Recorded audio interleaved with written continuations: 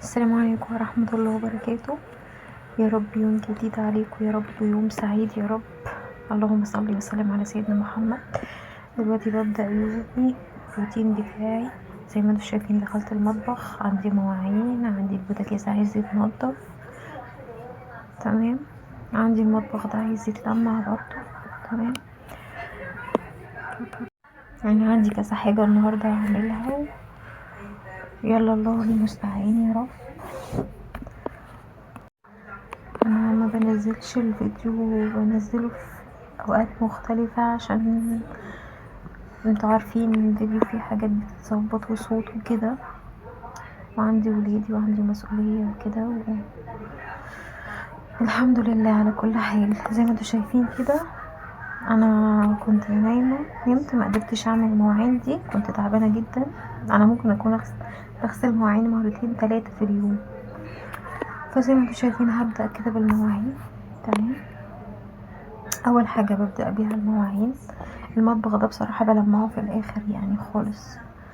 هبقى اصور لكم كده يوم وانا بلمع المطبخ، تمام.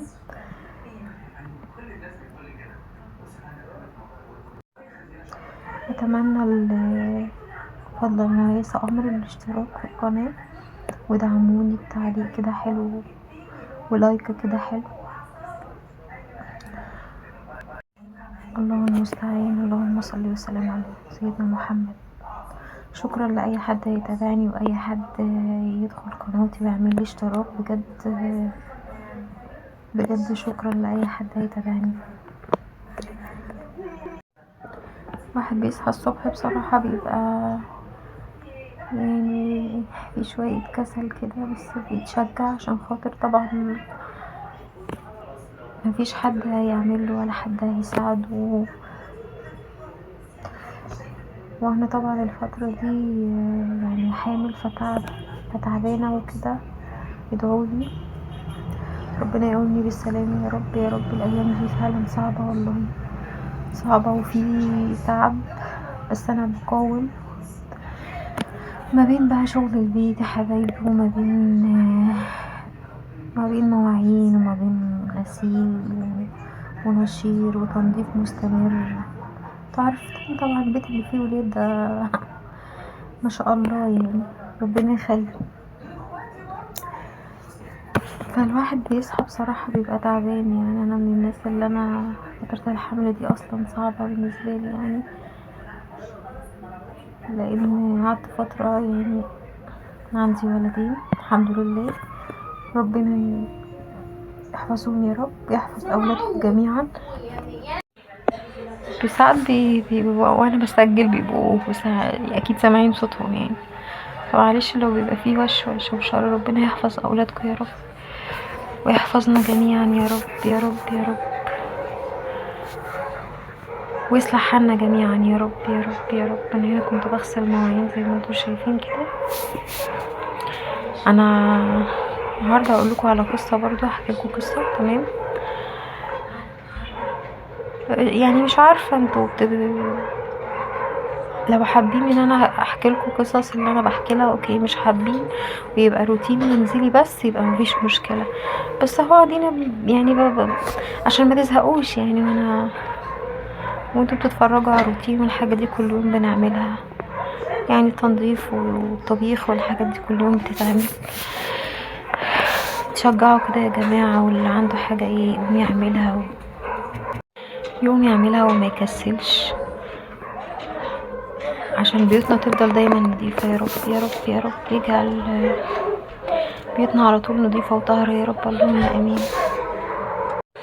بصراحة نفسي جدا الصفحة تكبر بيكو كده، ونفسي الصفحة تكبر بيكو، القناة قصدي تكبر بيكو يا رب يا رب يا رب. نفسي القناة تكبر بيكو يا رب وتدعموني يا رب. انا ببقى مبسوطة لما الاقي حد بصراحة بيتابعني وكده، رغم ان روتيني بسيط يعني والحمد لله، يعني بيتي مستورة الحمد لله، بس ببقى مبسوطة والله من قلبي ان في حد هيتابعني وفي حد الواحد عارفين انتوا ولا صحاب ولا بتاع وقعدة البيت بقى والكلام ده كله. يعني الاصدقاء بيبقوا في نطاق العيله، وكل واحد بقى في حاله، في مصالحه ودنيته في انشغاله. يلا الحمد لله على كل امورنا خير ان شاء الله. بالله عليكم ما تنسوش اللي بيتفرج يشترك في القناه يدعمني. شكرا لاي حد هيدعمني، بجد بجد شكرا. ما تنسوش اللي بيشوف الفيديو يقول لي احكي القصص اللي بحكيها ولا اوقف ولا ايه، بس هي نوع من انواع التسلية، وانتوا بتتفرجوا على الروتين بتاع البيت اللي انا بعمله.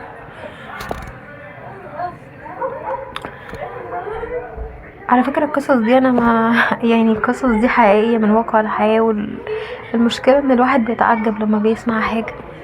يعني بجد انا بقى من الناس اللي بتعجب على اللي في الدنيا وايه اللي بيحصل.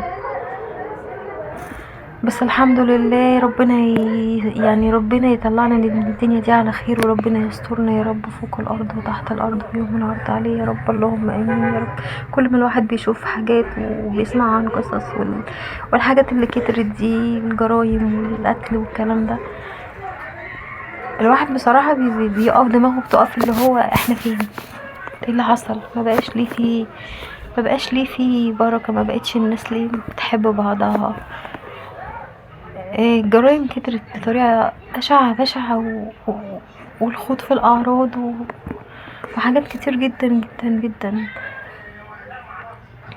ربنا يرحمنا، دايما أقول ربنا يرحمنا يا رب يا رب، ونخرج من الدنيا دي على خير يا رب يا رب، ويحسن ختامنا يا رب، ويصلح حالنا يا رب، وربنا يشفي كل مريض يا رب، ويغفر لكل اللي ميت يا رب، يغفر لأمواتنا جميعا يا رب. انا هنا كنت قربت اخلص المواعين. العلبة دي بتاعت الصبغة. اوكي،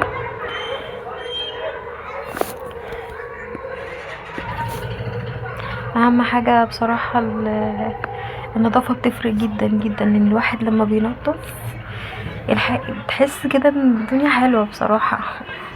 الحلة على البوتاجاز دي انا نسيتها، بس رجعت غسلتها تاني، بس ما صورتهاش تقريبا.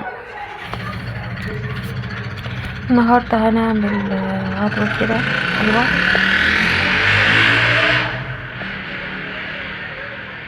على فكرة العلبة اللي انا حطاها دي حاطة فيها كلور، اللي هي الازاز دي البرطمان ده حاطة فيه كلور، مش حاطة كده يعني، مش مليناه وسايباه يعني، لا انا حاطة فيه كلور، لان الحوض بصراحة ما بينضفش زي ما انتوا شايفين شكل الحوض بيلمع. لازم شوية كلور، لازم يا جماعة حبة الكلور، غير كده تلاقيه بقى مصفر وبتاع. وهنا ما شاء الله اللهم بارك، كنا جايبين 7 كيلو سمك. تمام، ال7 كيلو دول هيتنضفوا كده، وهنحط منهم في التلاجة. وده سمك بلدي يا جماعة، سمك بلدي اللي هو بتاع النيل، مش بتاع المزارع يعني، بيبقى ما شاء الله يعني، بيبقى طعمه جميل جميل. اللهم صل وسلم على سيدنا محمد. صلوا على النبي، صلوا على سيدنا محمد. عايزه اقول لكم سر، والسر ده والله العظيم انا مجربه كتير جدا جدا جدا.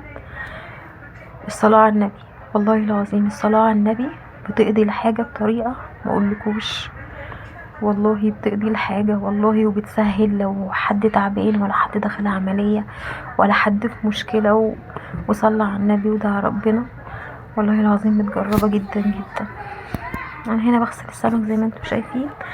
وندخل النهارده يا حبايبي على قصه النهارده، على حكايه النهارده، وانا بغسل السمك كده هقولها لكم. صلوا على النبي يا جماعه، اللهم صل وسلم على سيدنا محمد. قصه النهارده يا جماعه عن واحده، تمام، واحده اسمها مروه، متجوزه وعايشه مع جوزها، وزي اي زوجة بس عندها مشكلة واحدة، المشكلة ان هي ما بتخلفش. ربنا يدي يا رب كل واحد يا رب. مروة ما كانتش بتخلف، مروة متجوزة، تمام، عندها 30 سنة وما بتخلفش. قعدت سنتين ما بتخلفش، بتروح للدكاترة ما فيش استجابة، وكان عندها مشكلة، والمشكلة دي ما مش عارفة تحلها يعني، او ملهاش حل. المهم ان هي ما كانتش بتخلف يعني. تمام. القصة دي حقيقية. جوزها عادل بصراحة، كان بيروح ويجي معاها للدكاترة، ما عندوش اي مشكلة. كانت المشكلة منها هي، وكانت خايفة جدا زي اي واحدة يعني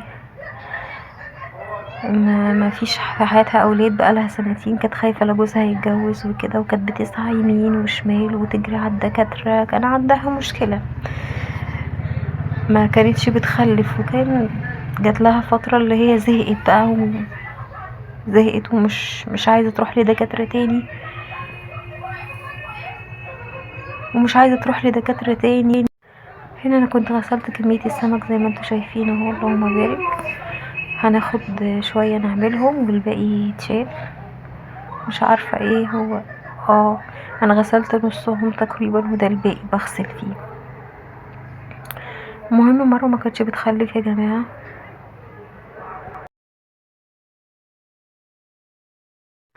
واكتر حاجة كانت تعباها وجعاها ان هي حست ان الناس خلاص كلها عرفت مشكلتها وفي العيلة وشفتوا دي مروة ما بتخلفش، دي مروة بقالها سنتين، دي بتروح للدكاترة ومفيش فايدة فكانت دي حاجة مضايقاها جدا جدا جدا، وكانت بتحاول تسعى من اي طريق عشان نفسها تخلف. كده انا بوريكوا السمك اللي انا غسلته يعني، ما شاء الله يعني، كان نفسها تخلف جدا.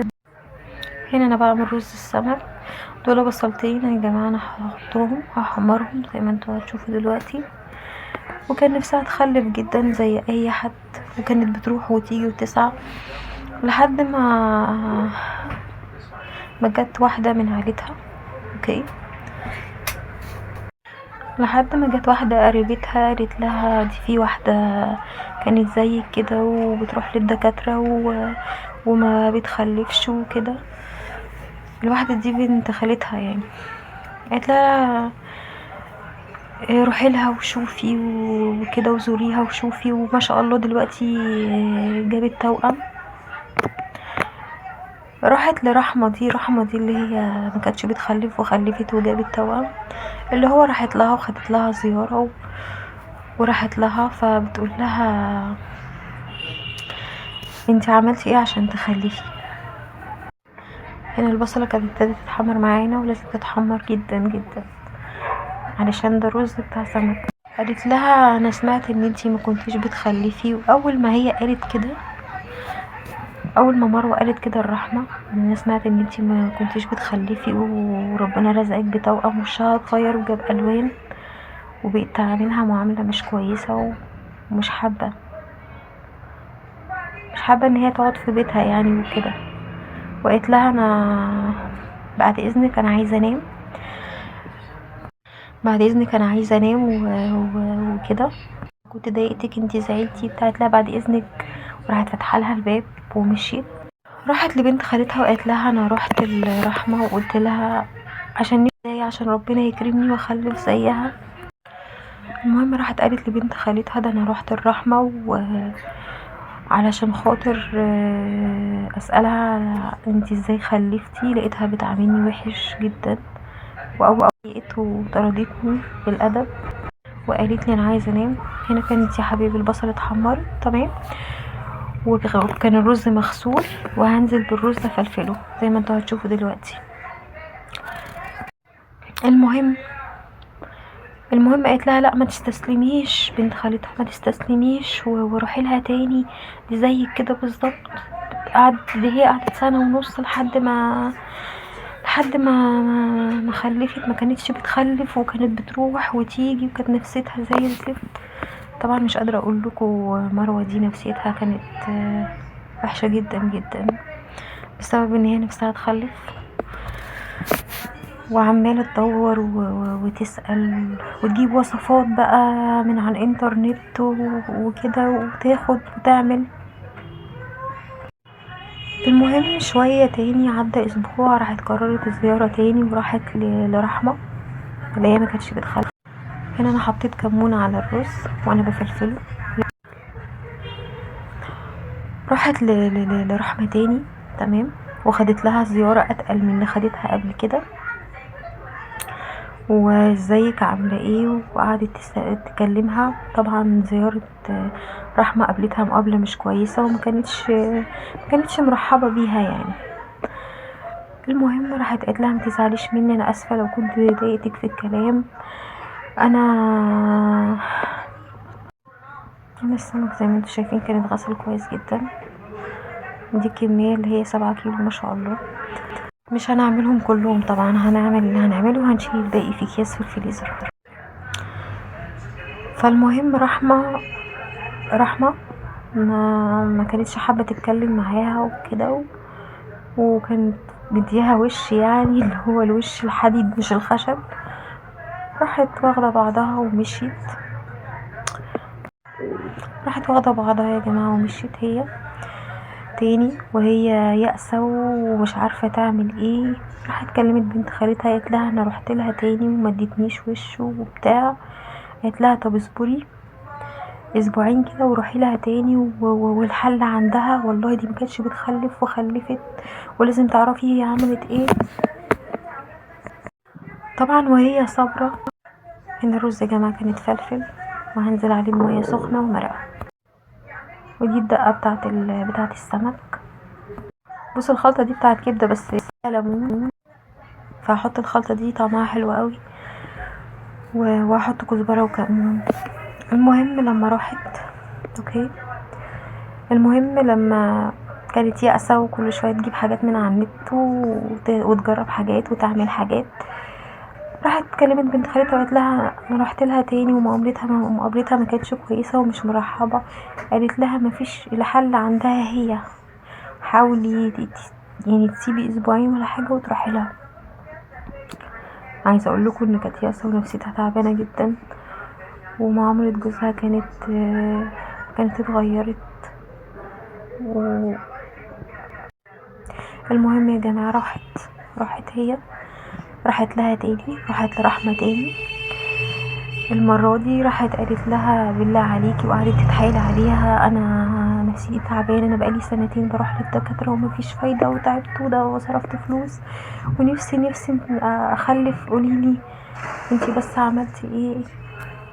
قالت لها اقولك عشان تروحي تقولي للناس، انا مش عايزة حد يعرف انا خلفت ازاي. ده مين يا جماعة؟ ده رحمة. قالت لها والله ما هقول، واحلف لك على مصحف اني مش هقول لحد، انا بس نفسي اخلف حتى لو طفل واحد. راحت قالت لها طب ولو قلتي، راحت جايبه المصحف وحالفه لها ان هي مش هتقول السر وهي خلفت ازاي. المهم يا جماعه انا كنت بحط المرقه وبعد كده هنزل بالميه مغليه. المهم يا جماعه راحت قالت لها وانت عايزه تعرفي انا خلفت ازاي كده ببلاش يعني؟ قالت لها طب انت عايزه ايه؟ راحت مروه ما كانش معاها غير 1000 جنيه، راحت مطلعه لها 1000 جنيه. قالت لها والله هي دي كل الفلوس اللي معايا، صرفت كتير على الدكاتره ومش معايا غير الفلوس دي. راحت رحمه بصوت كله سخريه وضحكه عاليه قالت لها ايه اللي انت مديهولي ده؟ اللي انت مديهولي ده ما ينفعش، انت هتخلفي عيل وانت بقالك 2 بتجري وبتسعي. المهم يا جماعه راحت قالت لها طب انا مش معايا فلوس، انا هعمل ايه؟ وخلاص هحوش لك مبلغ تاني واديهولك، بس قوليلي بالله عليكي.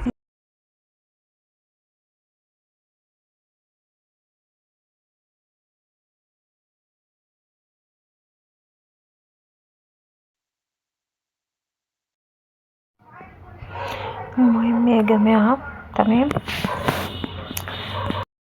ان زي ما انتوا شايفين كان الرز اهو شربته. المهم يا جماعه راحت قالت لها انتي اديت لها 1000 جنيه. قالت لها لا، انتي عايزه تخلفي وتديني 1000 جنيه؟ لا الكلام ده ما ينفعش، وضحكت بسخريه. تمام. هنا انا بقطع السمك زي ما انتوا شايفين كده، لازم افتحه واحط فيه الخلطه وعصرت عليه ليمون. قالت لها انت عايزه تخلفي وتديني 1000 جنيه؟ فقعدت تتريق عليها. راحت قالت لها انا معيش فلوس، طب اعمل ايه وكده؟ قالت لها شبكتك، اديني شبكتك. اديني دهبك اللي في ايدك. طبعا شبكتها كانت تساوي حوالي 90,000 جنيه. هي مروة دي عشان نفسها تخلف يا عيني ما استخسرتش وما فكرتش، لان كان نفسها جدا جدا تخلف. راحت خلعلها الشبكة ومديها لها، تمام. قالت لها قولي لي بقى على السر. قالت لها انا هقول لها انت عشان تخلفي لازم تتخضي. قالت لها ايه اللي انت بتقوليه ده؟ انا الكلام ده تخاريف وجهل وانا ما باخدش بيه. راحت قالت لها ايه؟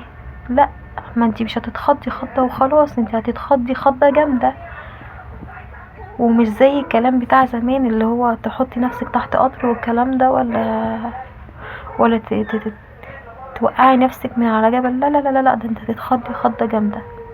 قالت لها يعني انت عملتي ايه يا رحمه عشان تخلفي؟ بالله عليكي تقولي لي. وقعدت تتحايل عليها.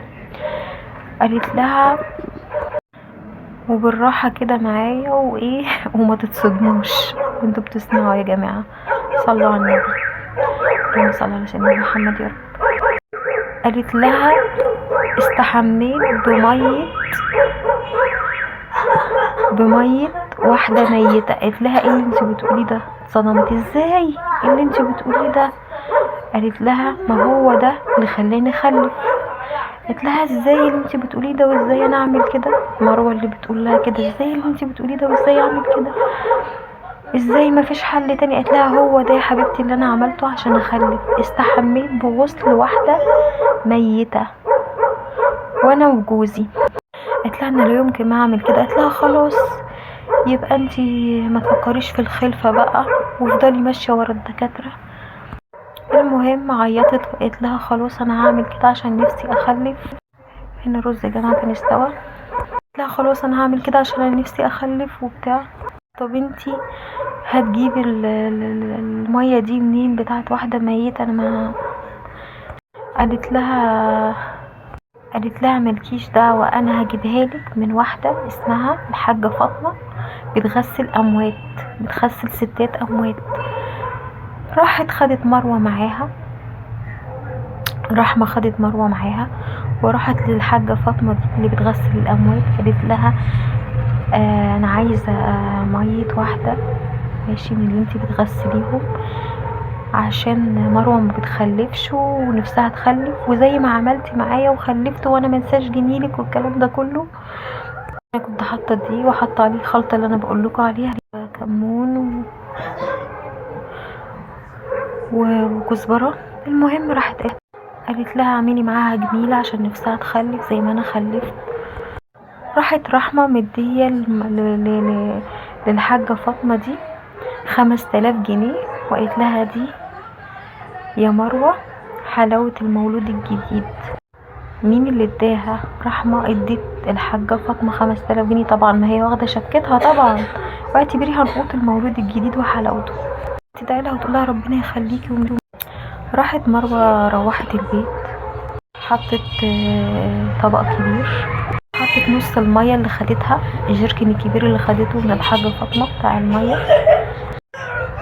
انا بختصر لكم يا جماعه القصه. راحت واخده الجيركن الكبير اللي خدته من الحاجه فاطمه، تمام، وراحت حاطه طبق في اوضه النوم، تمام، وحطت جردل فيه نص الميه والنص التاني حطته البانيو لجوزها عشان يستحمى بيه. قالت لها لازم جوزك يستحمى منه وانتي تستحمي منه. المهم راحت حاطه الطبق وهي في اوضه النوم وقدامها مرايه كبيره. راحت واخده الميه وبقت تستحمى بيها. اول ليله نامت، تمام، قلت الحمد لله ان انا خلصت الموضوع الميه ده. نسيت اقول لكم، الميه لما خدتها كانت ريحتها مش كويسه وكان لونها رمادي وكانت مرعوبه جدا جدا ان هي بتستحمى بيها. المهم قالت خلاص الحمد لله ان انا خلصت اليوم ده بعد ما استحمت بالميه، وجوزها كمان استحمى في البانيو بالميه، والميه كان لونها رمادي وكانت ريحتها مش كويسه. اول يوم بعد ما استحمت دخلت نامت. اول حاجه حصلت يا جماعه ان مره واحده الحنفيه بتاعه الحمام ضربت، تمام، والحنفيه بعد ما ضربت نزلت ميه مش كويسه، مش الميه الطبيعيه اللي هي بتنزل في الحنفيه، لا، ميه مش نظيفه. طبعا مروه اترعبت جدا جدا بس قالت عادي يعني بتحصل وبتاع، وممكن تكون مية مجاري. عايزه اقول لكم مروه قعدت 3 شهور بتعاني، بتشوف كوابيس وبتشوف نفسها في ترعه فيها ميه مش نظيفه وبتغرق، وبتشوف نفسها بتغرق في الميه دي، وبتشوف كوابيس مش كويسه خالص، وبتشوف ان هي حد بيغطسها في الميه مش نظيفه وبتغرق. وقعدت 3 شهور تعبت، كل يوم تحلم بكوابيس مش كويسه، تعبت. وبعد ما تعبت استنت 3 شهور ما خلفتش وخست ووشها كان اتغير. راحت للست الحاجة فاطمة دي اللي هي اديتها المية، راحت الحاجة فاطمة اللي اديتها المية قالت لها انا ما خلفتش وتعبانة وبيجيلي كل يوم كوابيس، انتي قوليلي المية دي انتي جبتيها منين وازاي وانا ما خلفتش وراح ما خلفت. راحت الست قالت لها هنا انا كنت خلصت الاكل وشكرا.